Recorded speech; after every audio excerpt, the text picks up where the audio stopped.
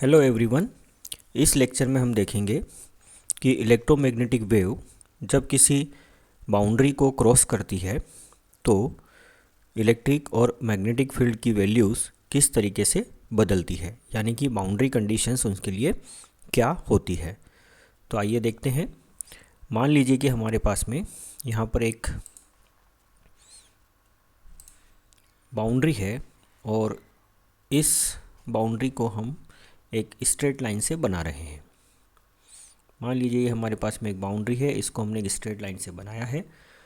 तो इस straight line पर कोई इलेक्ट्रिक मैग्नेटिक वेव जब इंसिडेंट होती है, यानी कि इस पर आपतित होती है, तो मान लीजिए कि यहाँ पर एक ये परपेंडिकुलर है और यहाँ पर एक इलेक्ट्रोमैग्नेटिक वेव इस तरीके से आ रही है और ये इस पॉइंट पर इंसिडेंट हो रही है। ये पॉइंट क्या है? ये पॉइंट हमारा, ये जो बाउंड्री है आपकी, इस बाउंड्री के ऊपर कहीं पर एक पॉइंट है। इस बाउंड्री के ऊपर का जो मीडियम है, ये मीडियम मान लीजिए मीडियम नंबर 2 है और ये जो मीडियम है मान लीजिए मीडियम नंबर 1 है।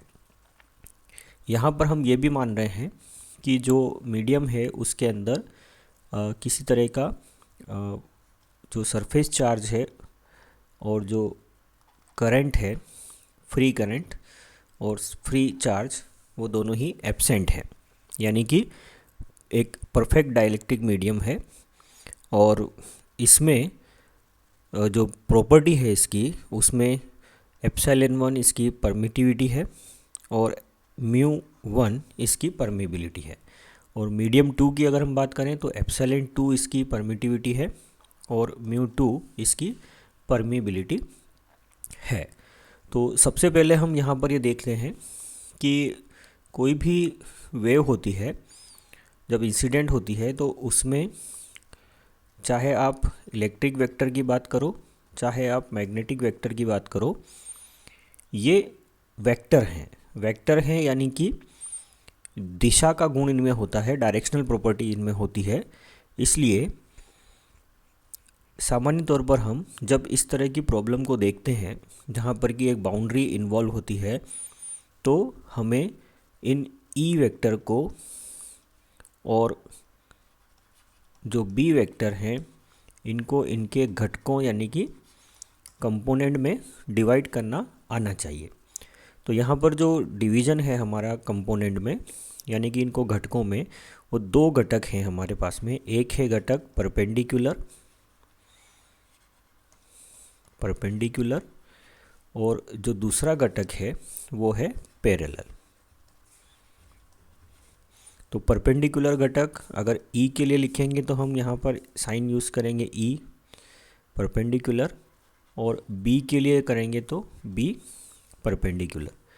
और पैरेलल के लिए जब हम देखेंगे इसको तो बी पैरेलल, और ई के लिए जब लिखेंगे पैरेलल घटक यानी कि कंपोनेंट को, तो वो लिखेंगे हम ई पैरेलल साइन से। अब ये तो हो गए साइन कि हम लिखेंगे कैसे, लेकिन इन घटकों का मतलब क्या है? तो मतलब जानने के लिए हम यहाँ पर बाउंड्री को देखो आप। अगर कोई घटक बाउंड्री के परपेंडिकुलर है, यानी कि 90 डिग्री का कोण बना रहा है घटक, तो इसको हम बोलेंगे परपेंडिकुलर घटक और इसको हम इस साइन से दिखाएंगे। और अगर कोई घटक जो है वो इस बाउंड्री के समानांतर है, ठीक है, बाउंड्री के समानांतर है, या तो एक्स डायरेक्शन में है, मान लीजिए एक ग्राफ है हमारे पास में, ये एक्स डायरेक्शन है, ये वाई डायरेक्शन है और अंदर की तरफ जो है आपकी जेड डायरेक्शन है। तो यहाँ पर या तो आपका ये जो क्षैतिज घटक है यानी कि पैरेलल घटक है, ये या तो इस एक्स डायरेक्शन में होगा या फिर जेड डायरेक्शन में होगा, क्योंकि वाई घटक यहाँ पर क्या है? परपेंडिकुलर है, परपेंडिकुलर टू द सरफेस, इस सरफेस के लंबवत, ठीक है। तो यहाँ पर अगर हम इस जियोमेट्री को अच्छे से देखें तो हमारे पास में, एक बार फिर से हम इसको रिपीट कर लेते हैं। मान लीजिए कि ये बाउंड्री है आपकी, ये जो बाउंड्री है आपकी, ये बाउंड्री आपकी फैली हुई है एक्स जेड प्लेन के अंदर, ठीक है, एक्स जेड प्लेन के अंदर। और ये जो डायरेक्शन है आपकी, ये डायरेक्शन है आपकी वाई डायरेक्शन, यानी कि वाई डायरेक्शन जो है इस बाउंड्री के क्या है, लंबवत। तो ई और बी का कोई भी घटक जो कि वाई दिशा में होगा, इस परपेंडिकुलर दिशा में होगा, बाउंड्री के परपेंडिकुलर में होगा, उसको हम परपेंडिकुलर घटक यानी कि लंबवत घटक कहेंगे। और एक्स जेड प्लेन के समानांतर अगर कोई घटक होगा तो उसको हम बोलेंगे पैरेलल कंपोनेंट या समानांतर घटक। तो आइए देखते हैं, हम एक डायग्राम की मदद से समझते हैं कि ये बाउंड्री कंडीशंस क्या होती हैं। तो साधारण तौर पर जो घटक हैं इलेक्ट्रिक फील्ड के, उसमें पहली जो बाउंड्री कंडीशन है वो है परपेंडिकुलर कंपोनेंट के लिए। यहाँ पर ये साइन है, उन साइन को देखिए आप, ये है परपेंडिकुलर कंपोनेंट के लिए, यानी कोई भी बाउंड्री है तो उस बाउंड्री के परपेंडिकुलर दिशा में। ठीक है, तो यहाँ पर ये बाउंड्री कंडीशन होगी कि जो एप्सिलॉन 1 और E1 है और एप्सिलॉन 2 और E2 है, E1 और E2 में ये ध्यान रखना कि ये परपेंडिकुलर घटक है।